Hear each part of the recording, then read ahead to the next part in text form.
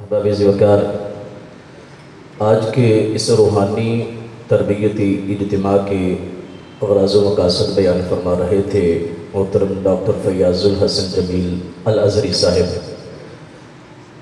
اب آپ کی سماعتوں کی نظر کرنے جا رہا ہوں ضلع نروال کا بہت بڑا نام، علمی شخصیت، عظیم پروفیسر، مدیر مسئول ماہنامہ شمس المشائخ حضرت علامہ مولانا ڈاکٹر پروفیسر محمد ارشد نقشبندی صاحب تشریف لاتے ہیں اور درس قرآن کے عنوان سے گفتگو فرماتے ہیں۔ تشریف لاتے ہیں پروفیسر ڈاکٹر محمد ارشد نقشبندی صاحب۔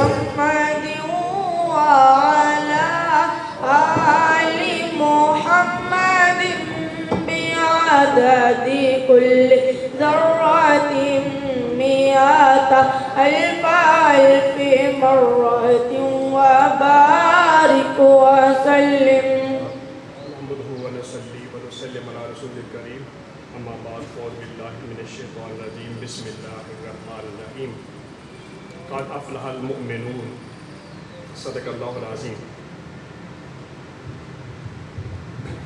یہ طریقہ سید حضرت شاہ صاحب، علامہ مسعود صاحب، مولانا اشفاق صاحب اور ڈاکٹر فیاض الحسن جمیل صاحب اور دیگر صاحبان، اور سب سے بڑھ کر جو اب حاضرین ہیں، مجھے پہلے بھی موقع ملتا رہتا ہے اس حوالے سے، اور آج کی نشست میں ہم سورہ مومنون جو ہے اس کی ابتدائی آیات میں 7 صفات کا تذکرہ ہے، مومنوں کی 7 صفات کا۔ وہ مومن جو کہ دنیا اور آخرات میں کامیابیاں سمیٹنے والے ہیں، فلاح پانے والے ہیں، وہ خوش نصیب ان 7 صفات کے حامل ہوتے ہیں۔ ہم سب نے کوشش کرنی ہے کہ ہم دیکھیں، انالیسس کریں، تجزیہ کریں کہ ہم میں 7 میں سے کتنی صفات پائی جاتی ہیں، کتنی نہیں پائی جاتی۔ جو نہیں ہے اس کے لیے ہم کوشش کریں، اور جس میں کمی ہے اس میں کمی دور کرنے کی کوشش کریں۔ یہ ہم سب جو ہے کے لیے ایک مشترکہ چیز ہے۔ فرمایا قد افلح المؤمنون، یقیناً مومن جو ہے وہ فلاح پا گئے، اور فلاح کا ترجمہ عام طور پہ کامیاب کر دیا جاتا ہے۔ اردو زبان میں کئی ایسے لفظ ہیں جو کہ عربی کے بعض الفاظ کا ترجمہ ادا کرنے کی سکت ان میں نہیں ہے، اور بعض ایسے لفظ ہیں عربی کے جو اتنے جامع ہیں کہ اتنا جامع لفظ اردو میں ہمارے پاس نہیں ہے۔ عام طور پہ کامیاب ہو گئے ترجمہ کر دیا جاتا ہے۔ ائمہ لغت کہتے ہیں کہ دنیا و آخرت کی تمام بلائیاں جو ہیں وہ فلاح کے لفظ میں پائی جاتی ہیں۔ دنیا و آخرت کی تمام بلائیاں، صرف آخرت کے حوالے سے نہیں، صرف دنیا کے حوالے سے نہیں، بلکہ دین اور دنیا کی تمام بلائیاں اس لفظ میں موجود ہیں۔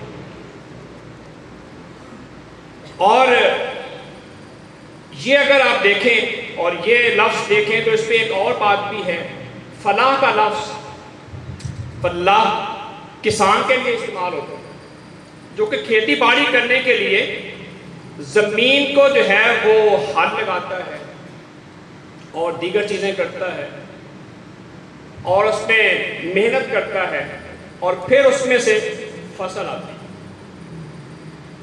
تو کہا کہ جو فلاح اور جو مفلح ہے، اولئک هم المفلحون، یہ جو ہے وہ شروع میں جب متقین کی صفات سورہ بقرہ کے آغاز میں ہی تو وہاں پر بھی فرمایا کہ یہی لوگ فلاح پانے والے ہیں۔ فرمایا جیسے آدمی جو ہے وہ کھیتی باڑی میں محنت کرتا ہے، ایسے ہی اگر کوئی شخص مصائب کے حوالے سے محنت کرے اور اتنی محنت کرے کہ پھر محنت کر کے اپنے مقصود اور مطلوب کو پا لے، تو اس کے لیے مفلح اور فلاح پانے والا لفظ استعمال کیا جاتا ہے۔ تو اپنے مقصود کو پا لینا، اپنے مقصد کو پا لینا اور دنیا اور آخرت کی جتنی بھی بلائیاں ہیں وہ سمیٹنا، یہ فلاح ہے۔ تو فرمایا کہ مومن جو ہیں وہ دنیا اور آخرت کی بھلائیاں پانے والے ہو گئے۔ لیکن کون سے مومن اس درجے پہ پہنچتے ہیں؟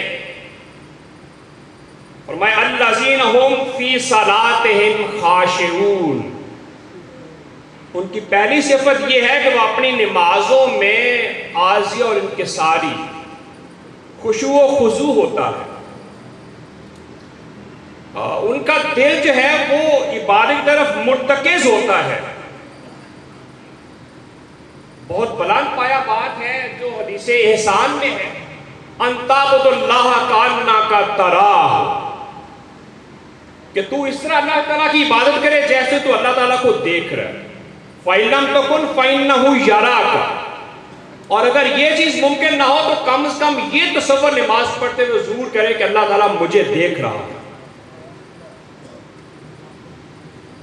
ہمیں کوئی آدمی بڑا دیکھ رہا ہو نا تو ہم اپنی وضع خطا کو دیکھتے ہیں کہ ہمارے کپڑے کیسے ہیں، ہماری باقی چیزیں کیسی ہیں، اور جتنی بڑی فنکشن میں آپ نے جانا ہو نا آپ اتنی بڑی تیاری کرتے ہیں اپنے کپڑوں کے اعتبار سے، اپنی دیگر چیزوں کے حوالے سے۔ اپنے جوتے کو آپ دیکھیں گے، آپ کئی چھوٹی چھوٹی چیزیں دیکھیں گے، لیکن اللہ تعالیٰ کی بارگاہ میں انسان کھڑا ہو تو ظاہر ہے پھر انداز تو وہی ہے کہ سب سے بڑھ کر جو چیز ہونی چاہیے وہ انسان کرے اور دل و جان سے عاجز اور انکساری ہو، تو دل سے پوری توجہ ہو نماز کی طرف، اور اس کے علاوہ بھی اس کے اعضاء جو ہے نا وہ دائیں بائیں حرکت نہ کریں۔ کبھی داڑھی کو صحیح کرنا شروع کر دیا، کبھی جو ہے نا وہ کپڑوں کو صحیح کرنا شروع کر دیا، کبھی نظر ادھر دیکھ لی، کبھی ادھر دیکھ لی، تھوڑا سا پوری جہاں پہ توجہ ہے ظاہری طور پہ بھی اور باطنی طور پہ بھی توجہ جو ہے وہ نماز کی طرف ہو اور خیالات بھی دائیں بائیں نہ ہو۔ اس سے پہلے جو ہے وہ یہ بھی تھا کہ صحابہ کرام جو ہے وہ دیکھا کرتے تھے آسمان کی طرف، لیکن اس کے بعد کہا کہ نہیں، ہم نے جو ہے وہ اپنی توجہ جو ہے وہ سجدہ کی طرف رکھنی ہے، جہاں سجدہ ہوگا وہاں پہ نظر ہوگی۔ تو مختلف روایات اس حوالے سے تصویر کا موقع نہیں ہے، ہم نے 7 صفات پہ کوشش کرنی ہے۔ تو ہماری کوشش ہونی چاہیے کہ ہم نماز بھی ادا کریں، اس کی محافظت کی بات آگے آ رہی ہے، لیکن نماز پڑھتے ہوئے خشوع و خضوع ہو، عاجزی اور انکساری ہو، اور اس میں جو ہے وہ تسنع و ریاکاری نہ ہو۔ ریاکاری میں تو ظاہر ہے معاملہ اور طرح چلا جائے گا نا، ریاکاری میں تو ہم لوگوں کے لیے کھڑے ہو رہے ہوں گے کہ لوگ ہمیں دیکھ لیں، تو یہ معاملہ نہیں ہے، بلکہ یہ ہے کہ خشوع میں جو معاملہ ہے وہ اللہ تعالیٰ کے ساتھ مربوط اور تعلق مضبوط ہونے کی بات ہے، کہ ہمارا دل جو ہے وہ اللہ تعالیٰ کی طرف راغب ہے، اور ہم جو کر رہے ہیں وہ اللہ تعالیٰ کی رضا کے لیے کر رہے ہیں، کسی اور کے لیے نہیں کر رہے۔ الذین ھم فی صلاتہم خاشعون، وہ لوگ جو اپنی نمازوں میں عاجزی اور انکساری کا اظہار کرتے ہیں، سراپا عاجزی انکساری، اور نماز ہمیں عاجزی انکساری سکھاتی بھی ہے۔ جب ہم سجدے میں جاتے ہیں اور سر رکھتے ہیں زمین پر تو گویا اعلان ہے کہ ہم جو ہے وہ اپنے آپ کو ہم نے اللہ تعالیٰ کے حکم کے سامنے نیچے رکھے، زمین پہ اپنے ناک کو اور ماتھے کو، جس کو ہم ہر وقت سر بلند کرنے کی کوشش کرتے رہتے تھے۔ تو اللہ کا حکم سب سے فائق ہے، اور یہ عاجزی انکساری جو ہے جو سجدے کی حالت میں رکوع کی حالت میں ملتی ہے ہمیں بعد میں بھی قائم رکھنی ہے۔ اس لیے عباد الرحمن کی صفات میں یہ ہے کہ جب وہ لوگ چلتے ہیں نا اللہ کے بندے زمین پہ تو عاجزی انکساری سے چلتے ہیں، ان کے چلنے کے انداز سے رعونت اور تکبر کی جو ہے وہ کوئی ایسی چیز نظر نہیں آتی، کوئی آثار نظر نہیں آتے، بالکل جو ہے اس میں خشوع و خضوع ہوتا ہے۔ دوسری صفت والذین ھم عن اللغو معرضون، چیزوں سے، بیہودہ چیزوں سے اعراض کرنے والے، یہ ایک دوسری بات ہے۔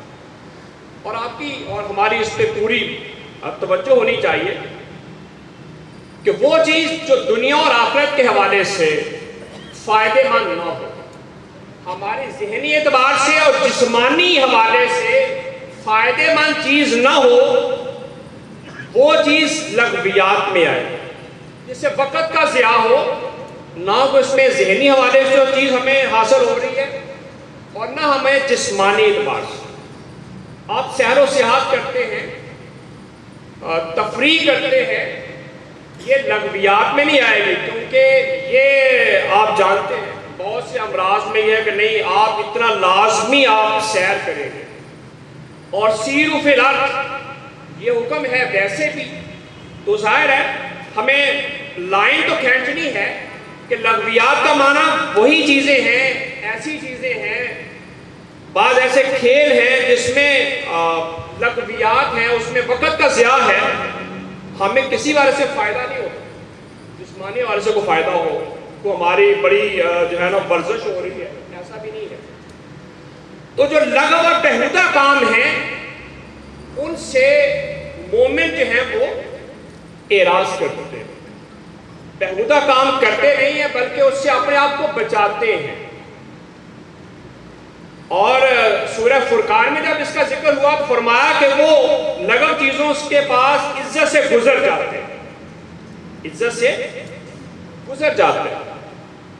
تو یہ ہم دیکھیں کہ آیا یہ کام جو ہے یہ کہیں لغویات میں تو نہیں آتا، اگر لغویات میں ہے، بے مقصد ہے، تو اس کام کے وقت ضائع کرنے کے بجائے ہم اس کام کو کسی اچھے کام کے لیے اس کو صرف کر دیں۔ تو مومنین کی دوسری صفت یہ ہے کہ وہ لغو چیزوں سے اعراض کرتے ہیں، لغو چیز آئے تو ان کا رخ دوسری طرف ہو جاتا ہے، غلط چیز دیکھے جیسے تو انسان اپنی آنکھوں کو بند کر لیتا ہے اور کہتا ہے کہ نہیں یار میں دوسری طرف رخ کر دیتا ہوں۔ تو لغو جو چیز ہے اس سے اعراض کرنے والے۔ تیسری صفت والذین ہم للزکاۃ فاعلون، وہ لوگ جو کہ زکوٰۃ ادا کرنے والے، اس کا عمومی ترجمہ زیادہ کیا جاتا ہے اور وہ یہ ہے کہ جو لوگ جو اپنا تزکیہ کرنے والے، اور دونوں ملائے بھی جا سکتے ہیں ہمارے، کیونکہ زکوٰۃ میں بھی تزکیہ کا اور پاکیزگی کا مفہوم پایا جاتا ہے، اور زکوٰۃ کی ادائیگی بھی ہمارے نفس جو ہے اس کے تزکیے کا سبب بنتی ہے۔ لیکن اگر عمومی لفظ کے طور پہ دیں تو ظاہر ہے اس میں ایک وسیع مفہوم آئے گا کہ تزکیہ کے لیے جو بھی کام ہو وہ ذکر ہے، مجاہدہ ہے، مراقبہ ہے، یہ تمام کے تمام افعال، اللہ کی راہ میں خیرات عمومی کرنا، زکوٰۃ، عشر، یہ تمام کی تمام چیزیں تزکیہ نفس میں آ جائیں گی۔ تو فرمایا جو مومن ہیں، جو کامیابی کے زینے طے کرنے والے ہیں، جو دنیا اور آخرت میں کامیابیاں سمیٹنے والے ہیں، ان میں ایک صفت یہ ہے کہ وہ تزکیہ نفس کرنے والے،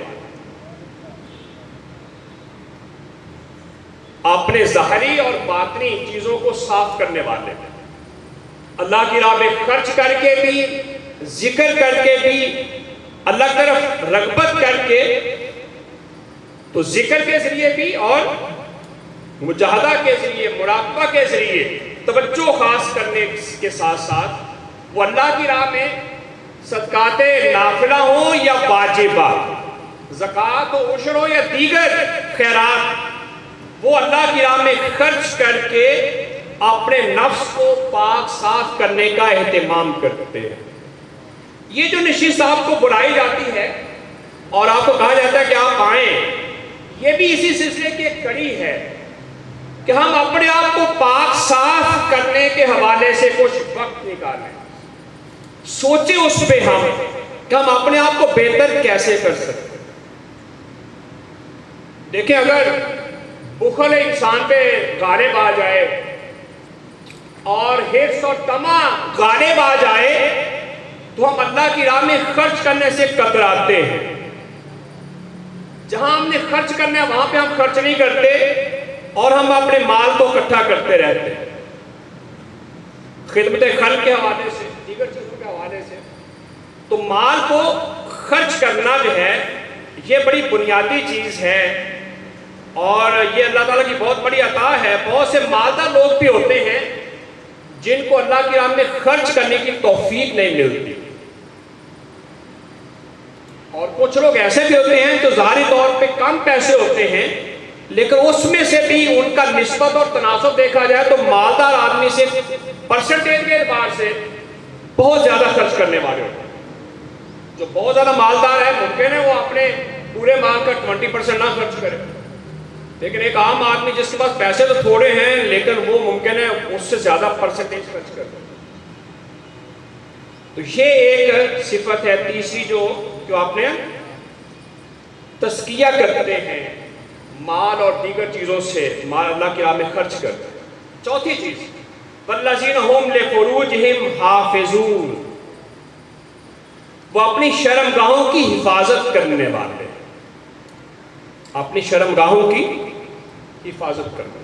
زنا ہے, دیگر اس سے متعلقہ جتنی بھی چیزیں ہیں اس سے اپنے آپ کو بچانے والے, اور اس سے پہلے اس کی حفاظت میں ابتدائی چیز کے جو شرمگاہ ہے اس پہ کسی کی نظر نہ پڑے اس کا اہتمام کرتے ہیں. پہلا مرحلہ تو یہ ہے حفاظت میں ظاہر سب سے پہلے تو محفوظ ہونے کا معنی یہ ہے, اسی لیے ہم اپنا لباس صحیح رکھتے ہیں, انتہائی پتلا نہ ہو, تاکہ جو حفاظت والی بات ہے اس میں نہ ہو, انتہائی ٹائٹ نہ ہو لباس, کیونکہ یہ مرد و خواتین دونوں کے حوالے سے ہے, بہت باریک نہ ہو. ہم لباس کو جو بہتر بناتے ہیں اس کی ایک وجہ بھی یہی ہے, اور پھر ویسے بھی اہتمام کریں کہ اپنی شرمگاہوں کی حفاظت کی جائے اور کوئی اس کو غیر دیکھ نہ سکے ایک, اور دوسرا یہ ہے کہ اللہ کے احکامات کے مطابق ہی اس کا استعمال ہو. نکاح جس کا ذکر آگے آ گیا الا علی ازواجہم او ما ملکت ایمانہم, سوائے اپنی بیویوں کے یا جو آپ کی مملوکہ ہیں جن کا ظاہر آج کل وجود نہیں ہے. فَإِنَّهُمْ غَيْرُ مَلُومِينَ, ان کے ہاں اگر آپ کی جو ہے وہ شرمگاہ جو ہے وہ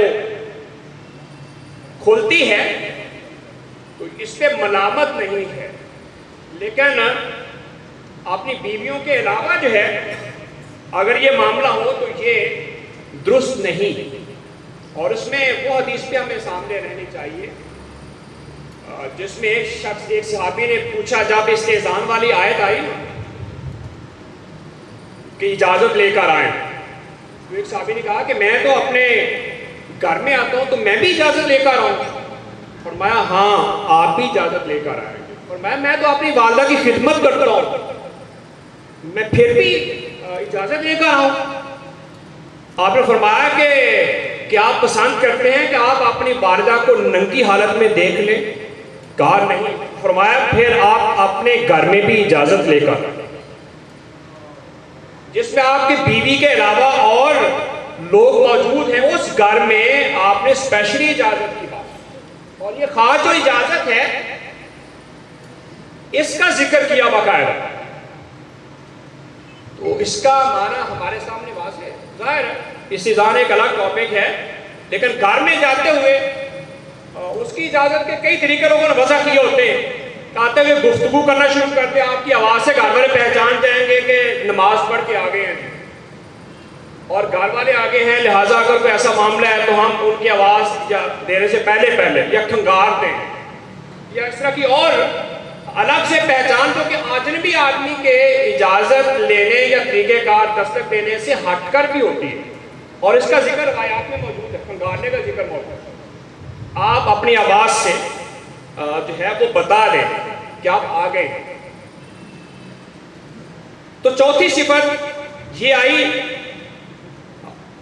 مومنین کی کہ وہ اپنی شرمگاہوں کی ہر لحاظ سے حفاظت کرنے والے. وَمَنِ ابْتَغَىٰ وَرَاءَ ذَلِكَ فَأُولَٰئِكَ هُمُ الْعَادُونَ. فرمایا جس نے اس کے علاوہ جو ہے اور خواہش کی، اس سے آگے بڑھا، یقیناً وہ حد سے تجاوز کرنے والے ہیں.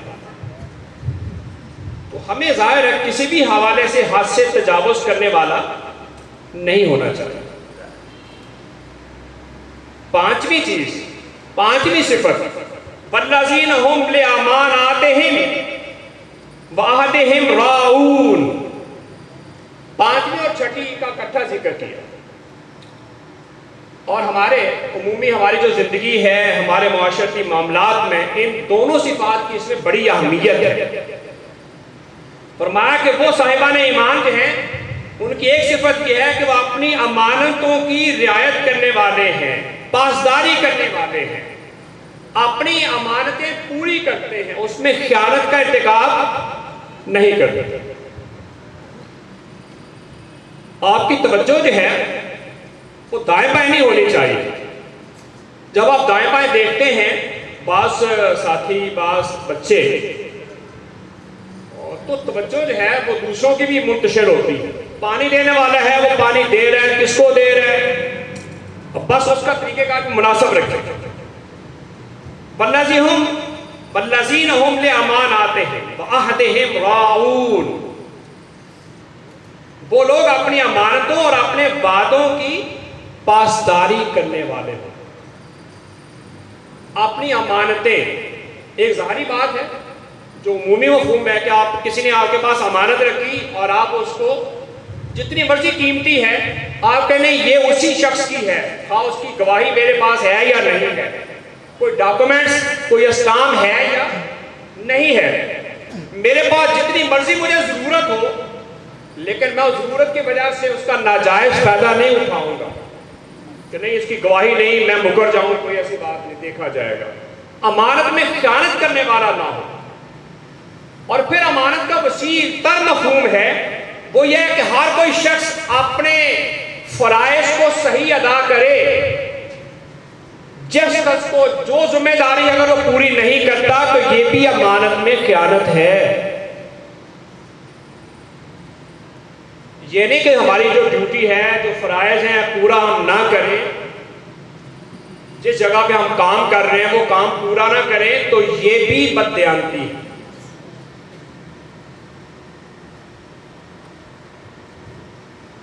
المستشار مؤتمن، حدیث پاک فرمایا جس سے مشورہ لیا جائے وہ امانت دار ہے. یہ بھی امانت میں آئے گا.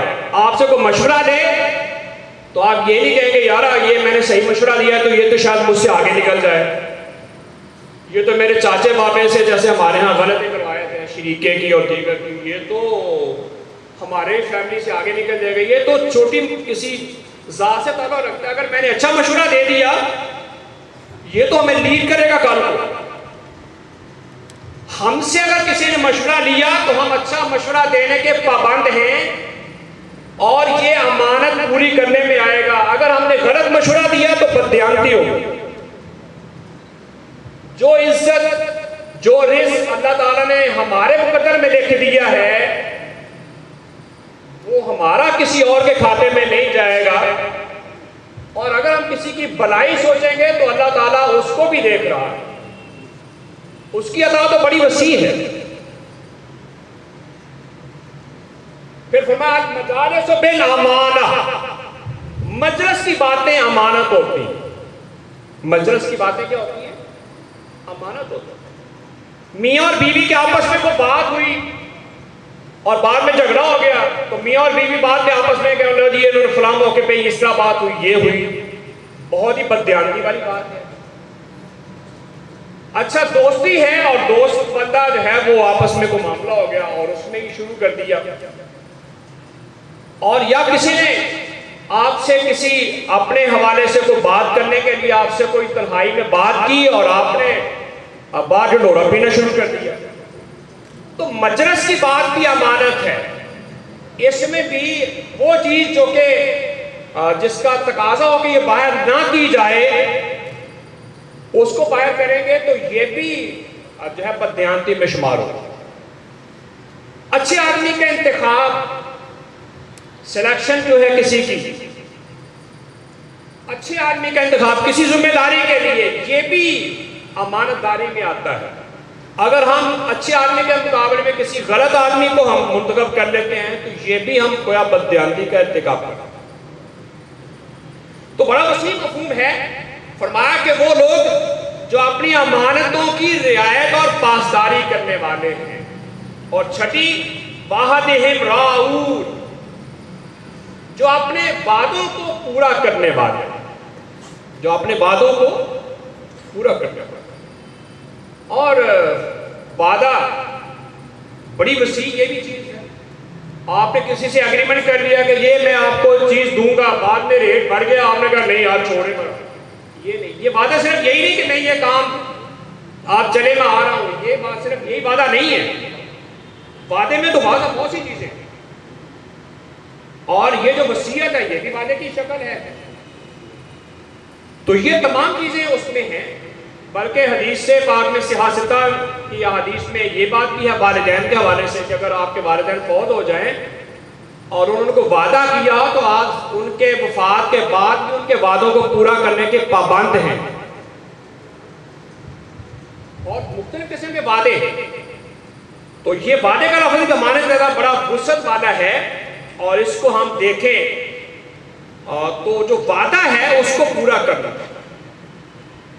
اور جو آدمی وعدہ پورا نہیں نہ کرتا، ظاہر ہے جیسے امانت اور دیانت کے حوالے سے بات، امانت اور وعدہ دونوں چیزیں ہیں، یہ ہمارے معاملات کے حوالے سے، کاروباری حوالے سے بڑی اہمیت کے حامل ہیں۔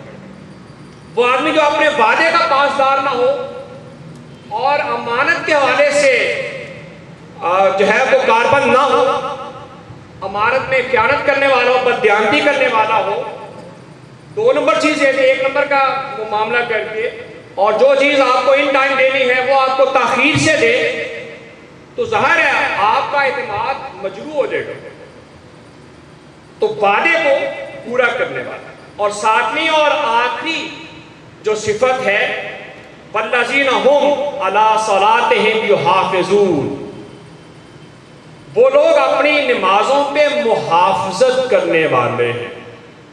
شروع میں سب سے پہلی آئی تھی کہ عاجزی اور انکساری کرتے ہیں نمازوں میں، آخر پہ آیا کہ وہ اپنی نمازوں کی حفاظت کرنے والے۔ حفاظت میں دو مفہوم پائے جاتے ہیں۔ ایک تو حفاظت یہ ہے کہ یہ نہیں کہ کبھی پڑھ لی کبھی نہ پڑھی، سال بعد پڑھنے والے بھی ہوتے ہیں، سال میں 2 پڑھنے والے بھی، اور رمضان کے مہینے میں صرف پڑھنے والے بھی، صرف جمعہ پڑھنے والے بھی، یہ نہیں۔ باقاعدگی، محافظت، جیسے لازمی ہے نا چیزیں، کچھ کھانا ہم لازمی کھائیں گے، خواہ 1-2 دفعہ جتنی باری ہم نے کھانا ہے، نیند ہم نے ضرور پوری کرنی ہے۔ تو جو چیزیں لازمی ہم کرتے ہیں نا، یہ انہی میں سے نماز ہے۔ جیسا بھی معاملہ ہے، انتہائی جو صورتیں ہیں، ظاہر ہے اس میں ہوئی کہ اگر آپ کو لگاتار کسی کو بے ہوشی طاری ہوگی، اس کے لیے آپشن آ گئی، اس طرح کا معاملہ آ گیا، اور سینسز میں نہیں رہا، بندہ بے ہوش ہو گیا، لیکن اگر یہاں تک گئے کہ اشارے سے نماز پڑھ سکے تو حکم یہ ہے کہ آپ اشارے سے نماز پڑھیں گے، لیٹ کر بھی۔ تو یہ ہم دیکھیں کہ ہم آیا یہ جو فریضہ ہے اس میں کتنی غفلت کرنے کا، اور یہ بڑا بنیادی چیزوں میں سے ہے چیز محافظت۔ اور پھر یہ بھی ہے کہ جو نماز کی حالت میں جیسے ہمارا تعلق ہوتا ہے نا اللہ تعالیٰ کے ساتھ، اور ہم غلط چیزوں سے بچ رہتے ہیں، یہ جو چیز ہے یہ ہم بعد میں بھی قائم رکھیں۔ تو حاضرین گرامی قدر، یہ 7 صفات ہیں جن کا تذکرہ کیا، فرمایا وہ مومن جن میں یہ 7 صفات ہوں، جن میں کیا ہوں؟ 7 صفات ہوں۔ اگر آپ گنوا سکیں تو سب سے جو پہلی ہے وہ ہے کہ نماز میں عاجزی اور انکساری کرنے والے ہیں۔ نمبر 2، لغویات سے پرہیز کرنے والے ہیں۔ اور نمبر 3، زکوٰۃ اور دیگر معاملات سے اپنا تزکیہ نفس کرنے والے ہیں، اپنی شرمگاہوں کی حفاظت کرنے والے ہیں، امانتوں کو پورا کرنے والے ہیں، اس میں بددیانتی نہیں کرتے، اور چھٹا اپنے وعدوں کو پورا کرنے والے ان کی پاسداری کرتے ہیں، وعدے کی پابندی کرتے ہیں، اس میں نقصان بھی ہو جائے۔